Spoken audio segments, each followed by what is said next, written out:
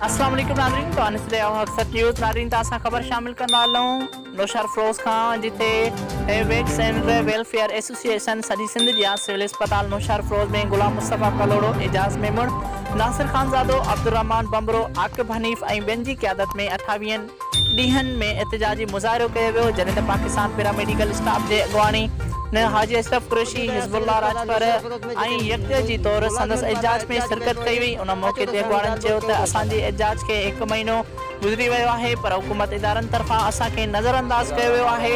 सिंध जा लखे मासूम ॿारड़ा टुकनि खां महरूम आहिनि। हुकूमत उन्हनि ते रहम खाए ऐं वेट सेनेटरनि जा मसइला हल करे। ॿी सूरत में असांजो एजाज वज़ीर आला सिंध ताईं रहंदो, जंहिंजी तमामु ज़िम्मेवारी हुकूमत सिंध PDEPI ते आयद थियणी रिपोर्ट करे आहे।